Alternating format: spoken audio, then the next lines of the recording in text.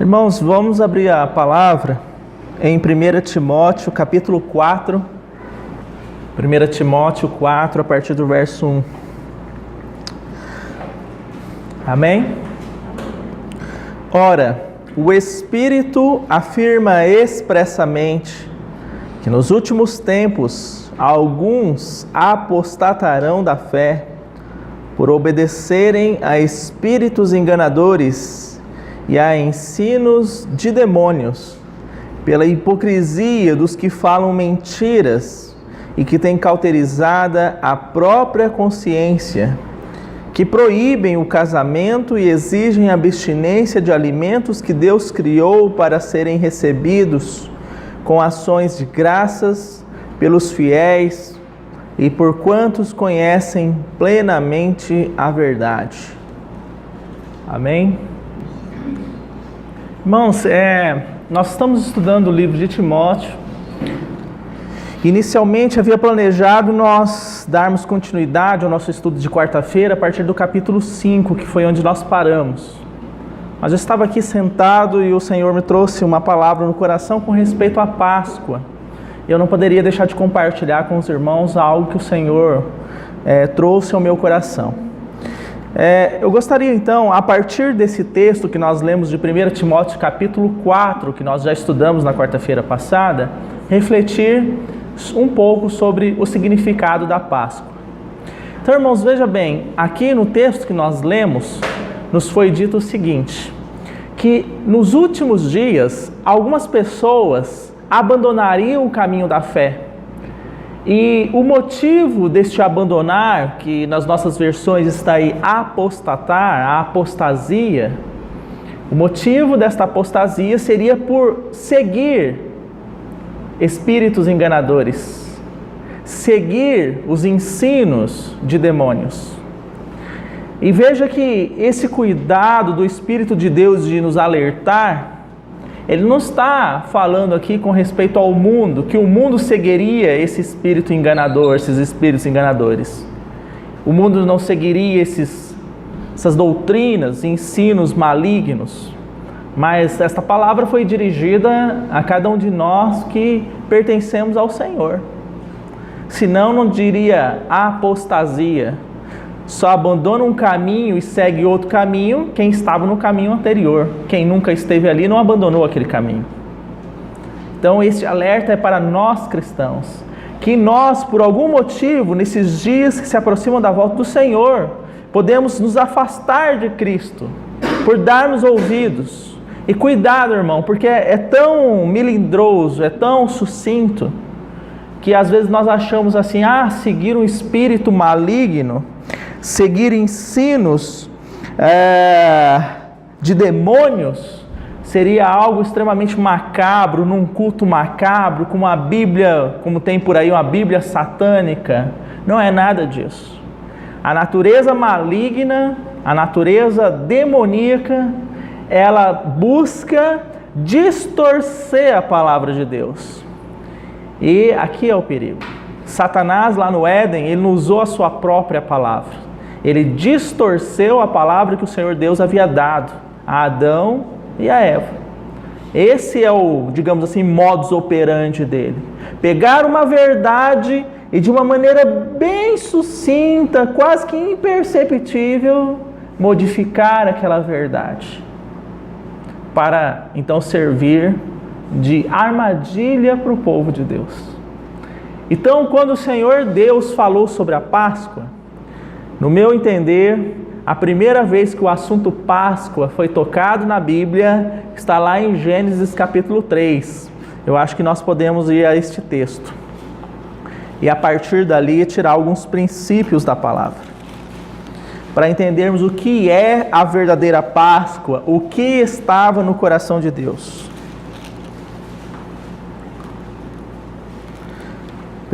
Gênesis capítulo 3.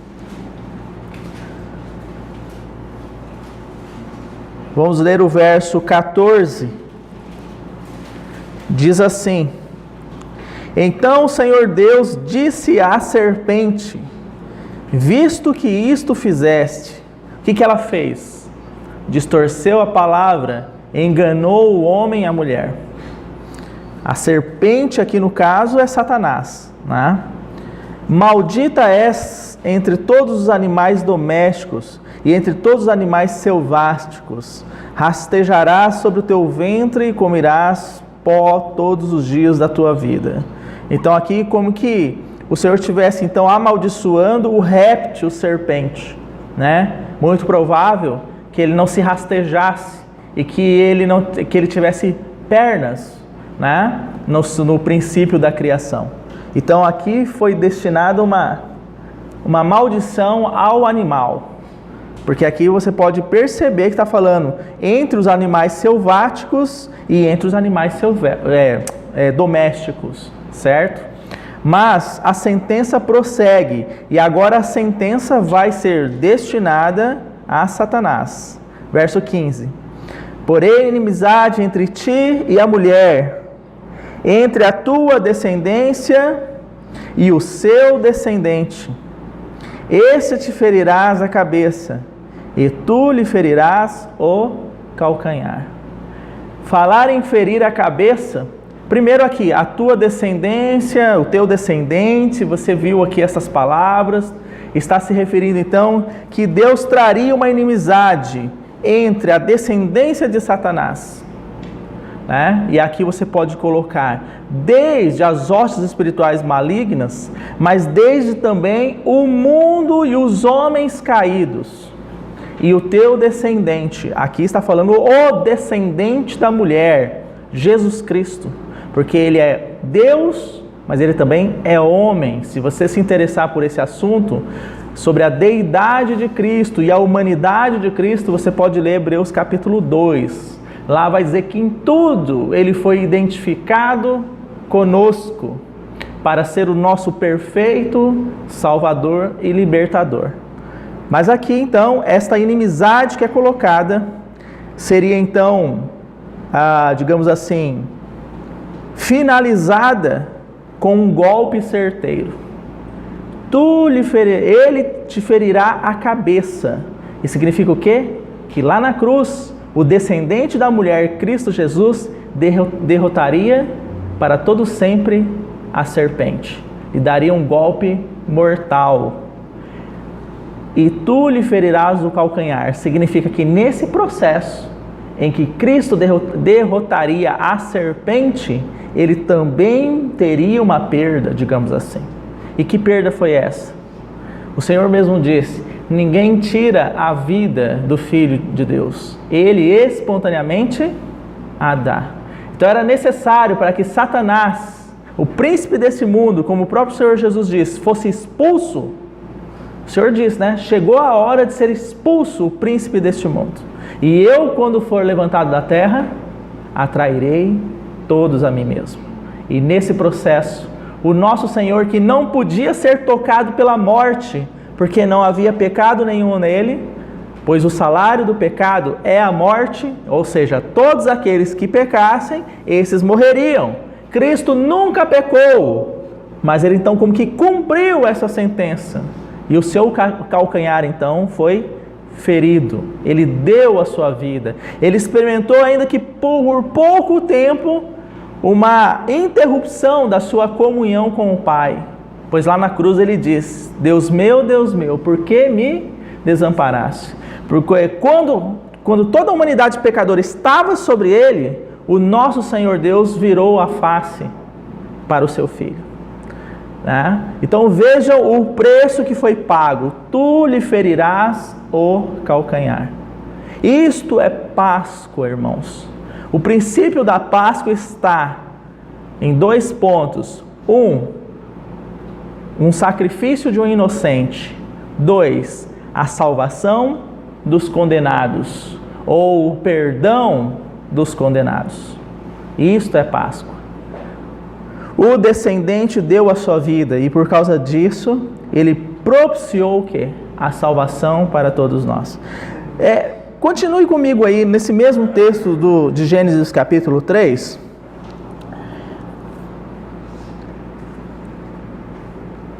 Vamos ao verso 21.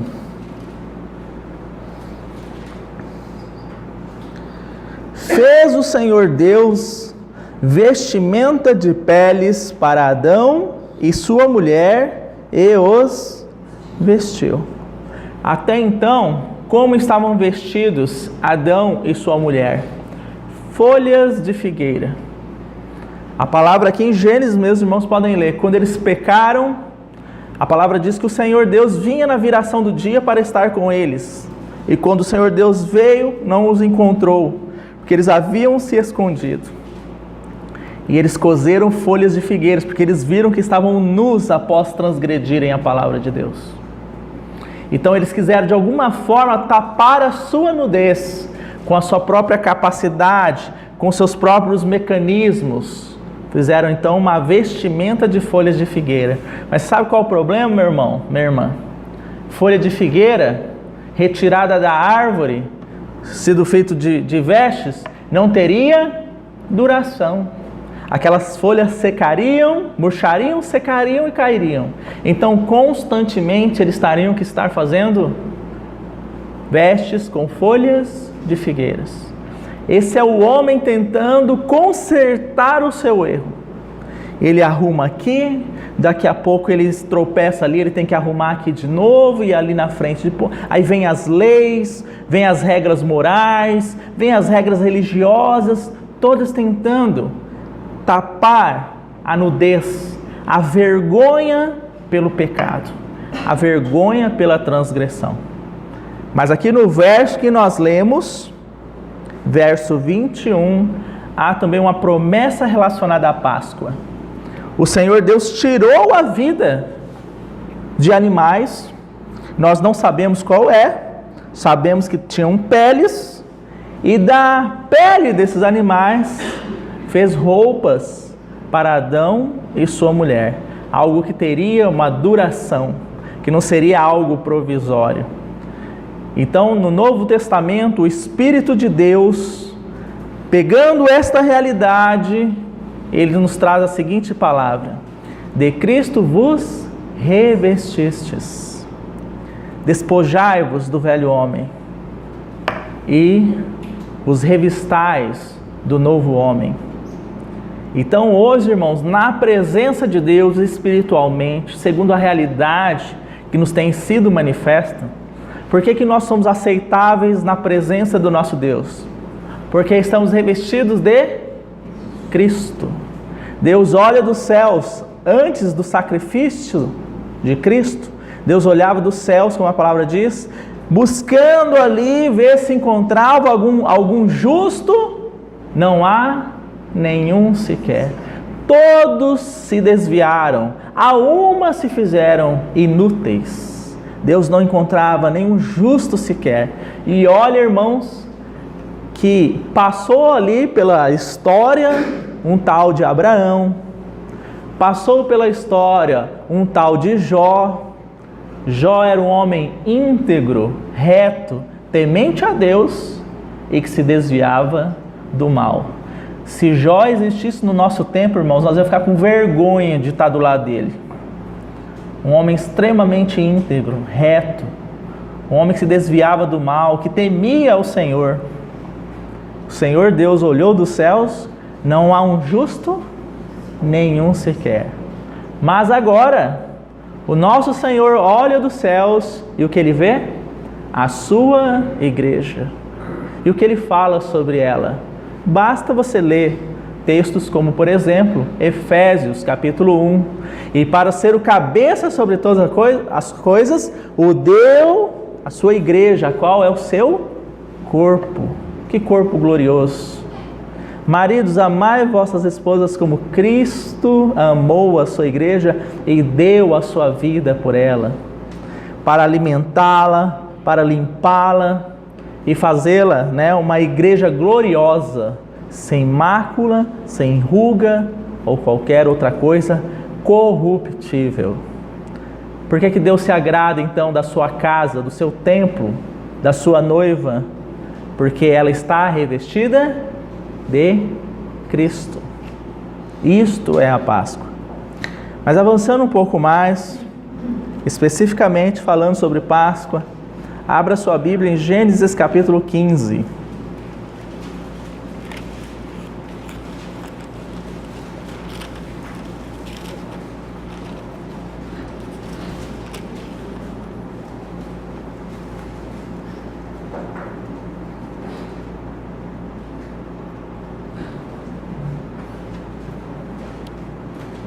Vamos ler a partir do verso 12.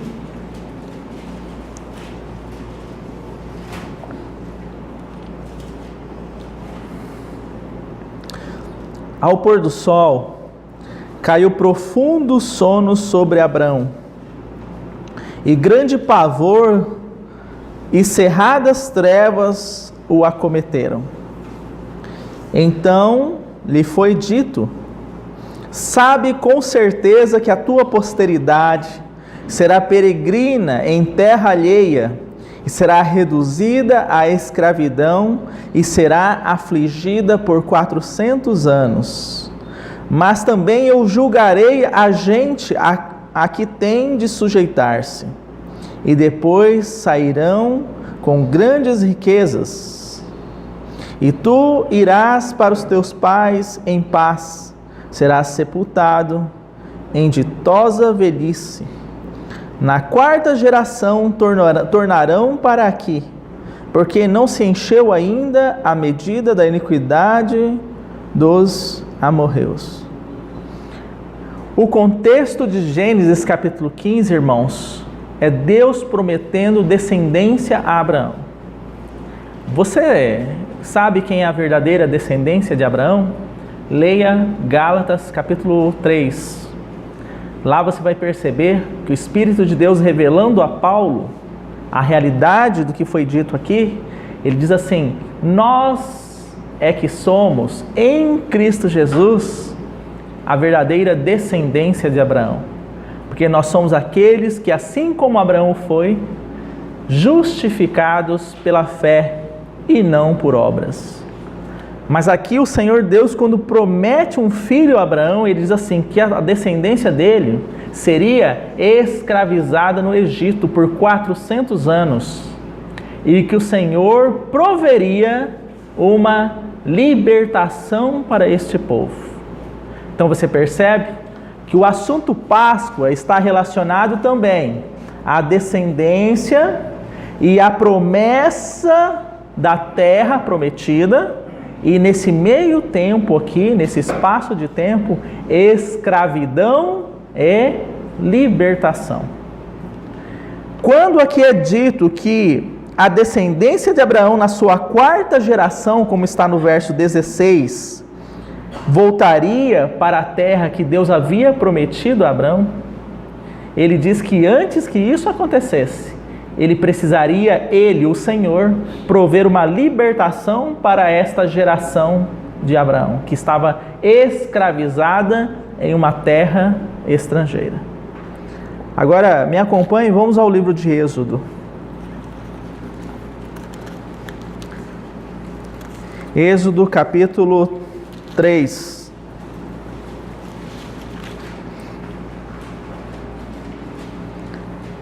Verso 7.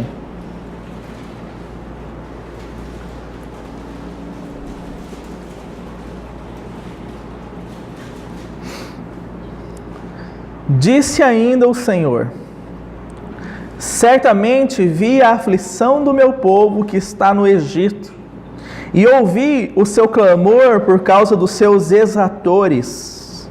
Conheço-lhe o sofrimento.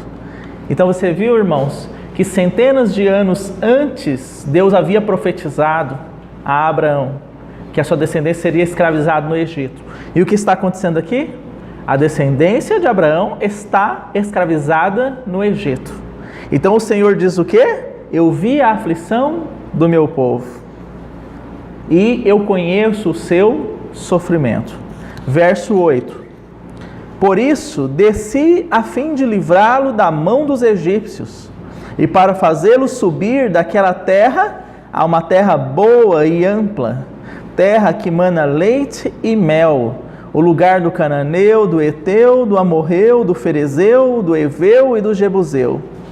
Pois o clamor dos filhos de Israel chegou até mim, e também vejo a opressão com que os egípcios o estão oprimindo. Então, quando o Senhor Deus diz, desci para livrá-los, porque conheço a sua aflição, ao mesmo tempo o Senhor Deus diz, eu vou livrá-los de uma condição para levá-los a outra condição. Qual é essa outra condição? Uma terra ampla que mana leite e mel. Irmãos, certamente e geograficamente e historicamente, o Senhor Deus cumpriu essa promessa, tirando o povo de Israel do Egito e o levando até a terra de Canaã, que é essa terra da qual o Senhor está falando. Mas aqui há uma, digamos assim, uma tipologia que nos remete às riquezas insondáveis de Cristo. É como se nós disséssemos que Deus se propôs a nos tirar de uma condição de escravos do pecado e nos levar a uma condição de quem habita e desfruta das insondáveis riquezas de Cristo. Aqui eu vou fazer um parênteses para nós entendermos o perigo para nós cristãos. Uma coisa é nós sermos povo de Deus, e aqui Israel, sendo liberto do Egito, era povo de Deus, certo? Uma coisa é sermos povo de Deus, filhos de Deus. Qual é a condição necessária para nós sermos filhos de Deus? Que creiamos em Cristo Jesus. Lá no Evangelho de João é dito isso. Todos aqueles que creram no Senhor, que o receberam, deu-lhes o poder de serem feitos filhos de Deus. Então todos somos povo de Deus. Assim como Israel era o povo terreno de Deus, digamos assim. Aquela nação que Deus escolheu para se revelar a eles. Outra coisa é nós adentrarmos as profundas e insondáveis riquezas de Cristo. Eu pergunto aos irmãos, ao final dessa marcha aqui do Egito para Canaã, a primeira geração entrou? Por causa da sua incredulidade, eles não puderam entrar na terra de Canaã. A primeira geração não entrou na terra de Canaã, mesmo sendo o povo de Deus. Eles não desfrutaram de tudo que Deus tinha prometido para eles. Tiveram um desfrute, digamos assim, parcial. Por quê? Eles comeram do maná. Eles mataram a sua sede daquela rocha que manava água no meio do deserto. Eles experimentaram de uma certa forma os poderes dos céus, mas eles não adentraram as riquezas da terra, aquela primeira geração, por causa da sua incredulidade.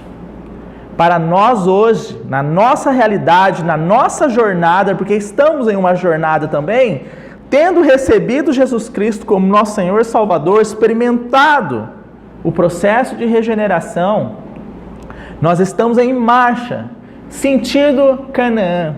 Mas a nossa Canaã não é um espaço geográfico. A nossa Canaã é uma pessoa.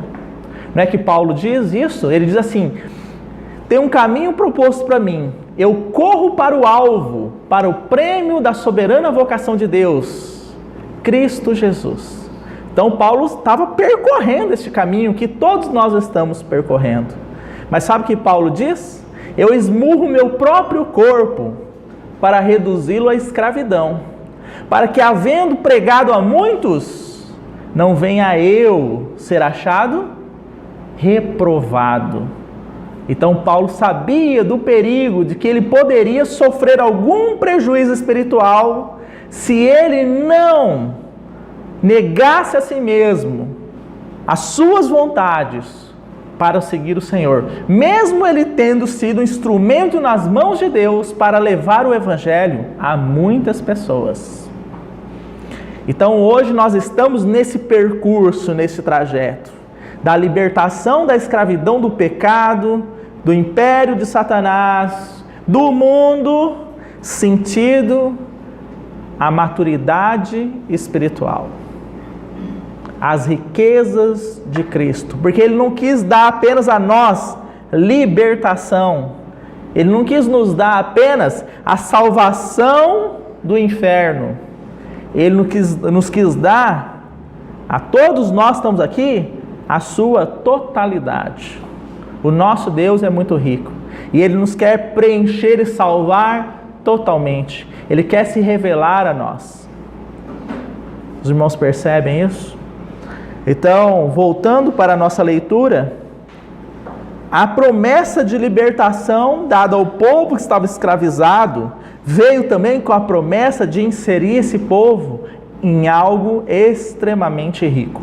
É o que nós podemos resumir. Agora, avance mais um pouco a sua Bíblia em Êxodo capítulo 12.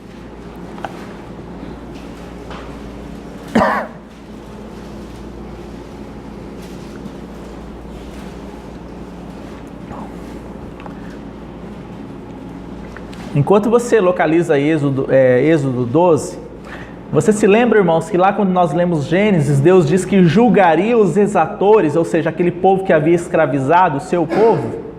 Se você fizer uma leitura na sua casa, vai perceber que do capítulo 7 até o capítulo 11 e capítulo 12, Deus está executando esta promessa, julgando o Egito.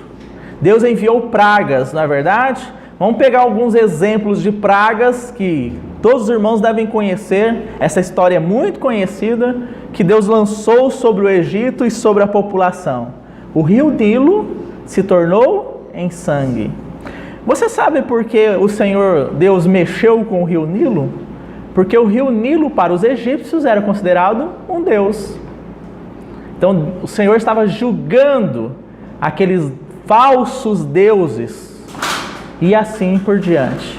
O Senhor foi lançando pragas, né? Até que chegou para julgar o último deus no Egito, pois Faraó também era considerado para os egípcios um deus em forma humana. Então na última praga, o Senhor Deus vai tocar o quê? Em todo o primogênito na terra do Egito. Passando então com essa praga e tirando a vida de todo o primogênito. Agora é interessante, irmãos, que no capítulo 12 que nós vamos ler aí agora, existe a instituição da Páscoa. Vamos fazer uma pequena leitura. O capítulo é extenso, nós não vamos ler tudo, eu recomendo que os irmãos leiam em suas casas. Mas vamos a partir do verso 1. Disse o Senhor a Moisés e Arão na terra do Egito, ou seja, o povo ainda estava escravizado na terra do Egito. Este mês vos será o principal dos meses, será o primeiro mês do ano, ou seja, a história de vocês, o tempo de vocês começa agora, o primeiro, esse mês, não vai ser mais o calendário egípcio, você vai cancelar tudo isso. A história de vocês começa agora. Este vai ser o primeiro mês e o principal mês. Verso 3. Falai a toda a congregação de Israel, dizendo: aos 10 deste mês, cada um tomará para si um cordeiro, segundo a casa dos pais, um cordeiro para cada família. Mas se a família for pequena, para um cordeiro, então convidará ele o seu vizinho mais próximo, conforme o número das almas, conforme o que cada um puder comer. Por aí calculareis quantos bastem para o cordeiro. O cordeiro será sem defeito, macho de 1 ano. Podereis tomar um cordeiro ou um cabrito, e o guardareis até o 14º dia deste mês. E todo o ajuntamento da congregação de Israel o imulará no crepúsculo da tarde. Tomarão do sangue e o porão em ambas as ombreiras e na verga da porta, nas casas em que o comerem. Naquela noite comerão a carne assada no fogo, com pães asmos e ervas amargas a comerão. Não comereis do animal nada cru, nem cozido em água, porém assado ao fogo, a cabeça, as pernas e a fressura. Nada deixareis dele até pela manhã. O que, porém, ficar até pela manhã, queimá-lo-eis. Desta maneira comereis. E aí vem as prescrições, né? Lombo cingido, sandálias nos pés e cajado na mão. Comê-lo-eis à pressa. É a Páscoa do Senhor, porque naquela noite passarei pela terra do Egito e ferirei na terra do Egito todos os primogênitos, desde os homens até os animais. Executarei juízo sobre todos os deuses do Egito. Eu sou o Senhor. O sangue vos será por sinal nas casas em que estiverdes. Quando eu vir o sangue, passarei por vós, e não haverá entre vós praga destruidora, quando eu ferir a terra do Egito. Então, quando a Páscoa foi instituída oficialmente no calendário judaico, eles ainda estavam escravizados. Mas naquela noite o Senhor executaria um juízo definitivo sobre a terra do Egito. Sempre quando você ler Egito na Bíblia, você deve pensar no mundo, porque o Egito é uma figura do mundo, Faraó é uma figura de Satanás, o príncipe do mundo. Então aqui o Senhor está falando que executaria juízo sobre a terra. Prestem atenção, irmãos, porque esta é o verdadeiro significado da Páscoa de Deus. Um cordeiro sem defeito, inocente, sendo imolado. E as pessoas que participaram do sacrifício desse cordeiro comendo da sua carne. E o sangue dele sendo colocado por sinal. E esse sinal que foi estabelecido por meio do sangue desse cordeiro impediu que aquelas pessoas experimentassem juízo juntamente com todo o resto do povo egípcio. Foi assim com o nosso Senhor. Nele não havia pecado algum. Ele se entregou naquela cruz. O seu sangue foi derramado para nos purificar de todo o pecado, para nos fazer aceitáveis diante de Deus. O sangue de Cristo foi como um preço que foi pago. Irmãos, quando nós fazemos uma leitura de Hebreus, do capítulo 7 ao capítulo 12, sabe o que nós vemos? A figura de Cristo como um sumo sacerdote. E lá é dito que ele não aparece na presença de Deus sem trazer nada, mas o seu próprio sangue ele apresenta diante de Deus para interceder por todos nós. Todas as vezes que o nosso Senhor Jesus, digamos assim, está na presença de Deus, ele está sempre, mas ele está com o seu sangue. Um sangue, como é dito na palavra, conhecido com efeito antes da fundação do mundo. E quando você vai a Apocalipse, quando o Senhor está para retomar o seu reino aqui na terra, Apocalipse capítulo 19, lá é dito que o seu manto era um manto tingido de sangue, um manto tinto, porque os efeitos do sangue de Cristo, eles vão se perpetuar por toda a eternidade. Esse sangue puro que foi derramado. Lá é dito na palavra de Deus, em Apocalipse, um sangue, é interessante, irmãos, quando é falado da imagem de Cristo no Apocalipse, fala inicialmente de um cordeiro como tendo sido morto. Que palavra interessante. Ele já havia sido morto, mas lá está dizendo como tendo sido morto. Sabe por quê? Porque os efeitos da obra desse cordeiro são assim como que recentes, mesmo na consumação dos séculos. Então, por isso que a aparência dele é como tendo sido morto. Ele sempre será lembrado nos céus pelo sacrifício realizado naquela cruz.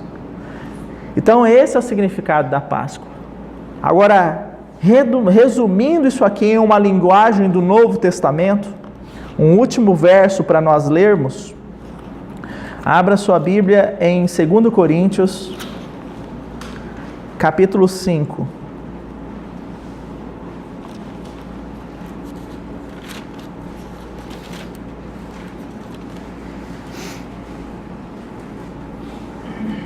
Versos 14 e 15.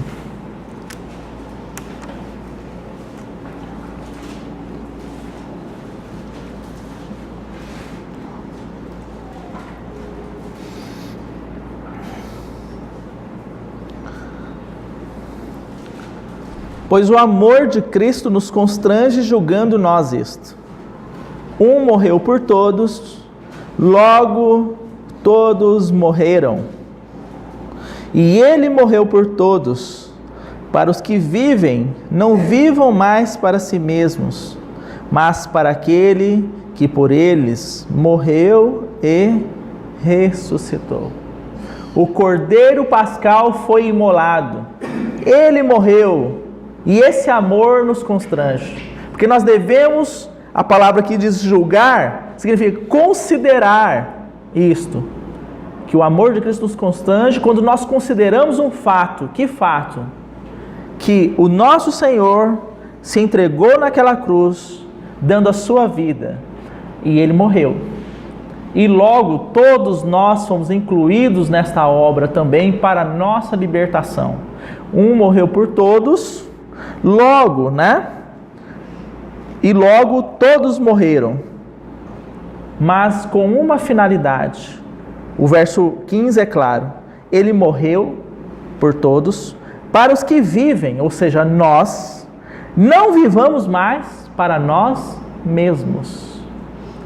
Então a obra da Páscoa, o sacrifício pascal, esse preço foi pago não para que nós agora pudéssemos viver a nossa vida independentemente de Deus, mas para que todos nós que experimentamos essa obra genuína, perfeita de amor, vivamos para aquele que por nós morreu e ressuscitou.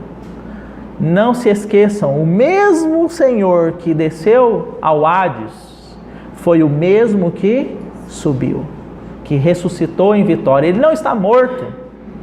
Talvez, irmãos, pensemos assim, se nós tivéssemos um Senhor, estávamos debaixo da servidão desse Senhor, e Ele morreu, estamos livres agora para fazer o que quisermos.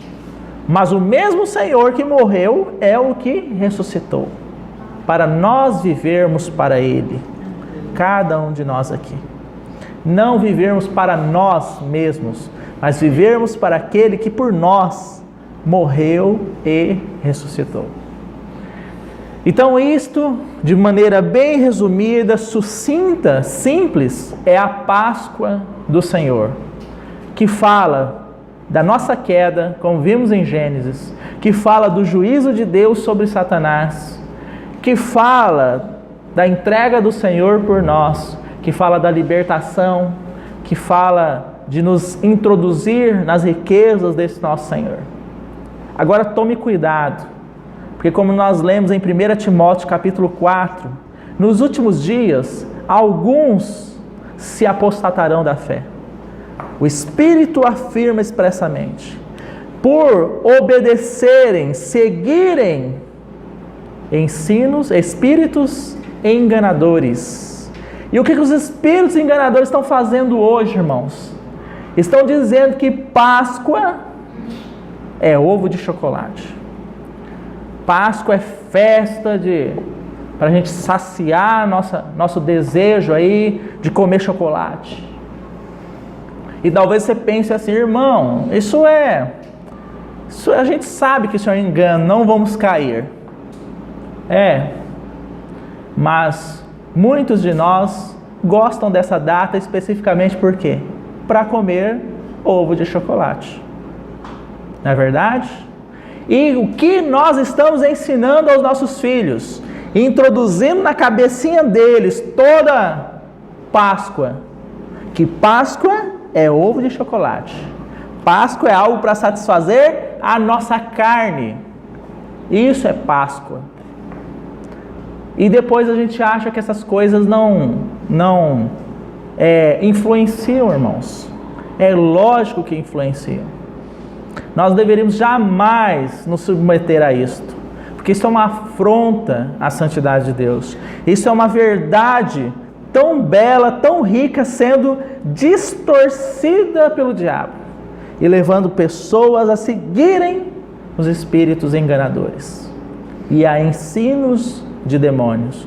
Isso nos enfraquece. Isso nos torna o quê? Sujeitos à apostasia.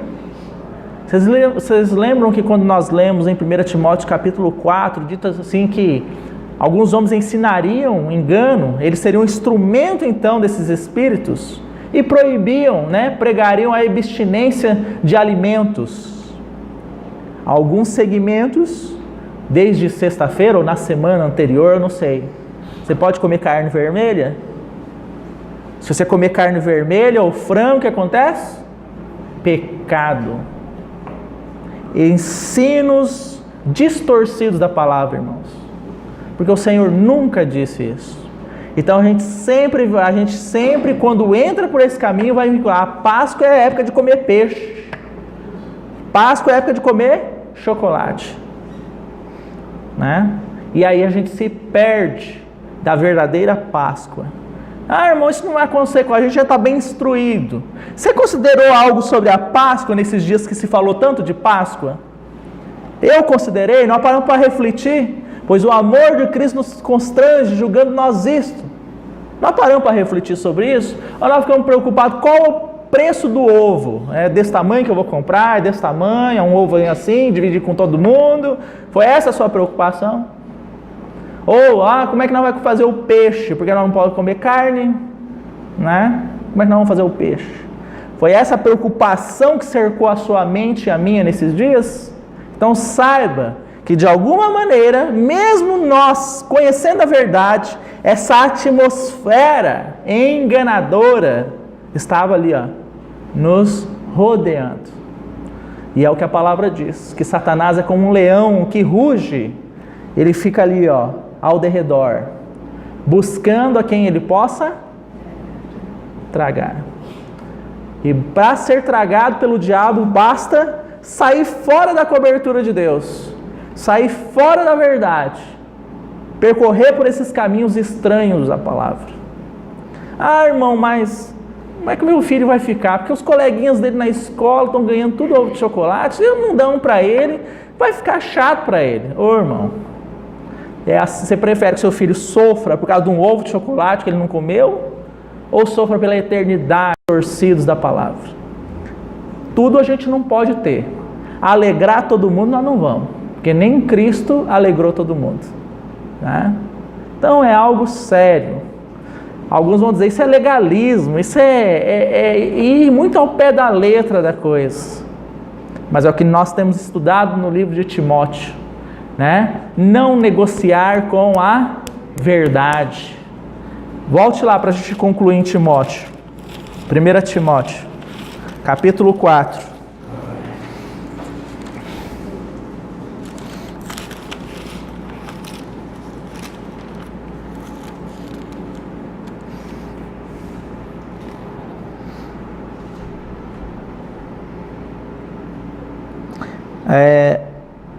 Vamos a partir do verso 13. Até a minha chegada, aplica-te à leitura, à exortação, ao ensino. Não te faças negligente para com o dom que há em ti, o qual te foi concedido por meio de profecia com imposição de mãos do presbitério. Medita essas coisas e nelas ser diligente, para que o teu progresso a todos seja manifesto. Verso 16. Tende cuidado de ti mesmo e da doutrina. Continua nesses deveres, porque fazendo isto, salvarás tanto a ti mesmo como aos teus ouvintes. Você percebe? Aplica-te à leitura, né? Não te faças negligente, seja diligente, cuida da doutrina. Isso é o que, irmãos? Exercitar a verdade, custe o que custar. Que o Senhor nos ajude, que nós possamos realmente ser preenchidos com o adequado Espírito Pascal, o Espírito Santo de Deus, que nos revela a cada dia a eficácia, os benefícios da obra que o Cordeiro de Deus, como disse João, né? Eis o Cordeiro de Deus que tira o pecado do mundo. Esse é o verdadeiro Cordeiro. A religião está perdida, irmãos. Os cristãos hoje estão perdidos, tentando de alguma ou de outra forma, tentam de várias formas e deixam a palavra. Um aluno me mandou um vídeo de como é a ceia lá no local onde eles reúnem, a ceia do Senhor. E enquanto eles comem ali o pão, tomam o suco da vide, o fruto da vide, alguém fica com um chofar, uma trombeta, com um manto sobre a cabeça, tocando aquela trombeta, achando que essas coisas que eram praticadas no Antigo Testamento como rituais, vão ajudar a experimentar uma realidade que só o Espírito de Deus, por meio da verdade e da obediência em fé, pode trazer. Então o povo não sabe mais o que fazer, ou cai por um extremo de pegar realidades espirituais preciosas, verdades preciosas, e se alimentar delas misturado com aquilo que é do mundo, ou cai pelo outro extremo da religiosidade, onde o homem tenta por si só alcançar alguma realidade da parte de Deus, adotando esses rituais antigos, que são apenas sombra do verdadeiro que já chegou em Cristo Jesus. Então que o Senhor nos ajude. Que Ele, pela sua misericórdia, nos perdoe se de alguma forma estamos compreendido de maneira equivocada ou praticado de forma equivocada o entendimento sobre a Páscoa. Tanto como igreja que se reúne aqui, mas principalmente nos nossos lares. E nos capacite a nós abandonarmos o caminho do erro e seguirmos pelo caminho da verdade. Assim, o nosso progresso espiritual será evidente. Amém?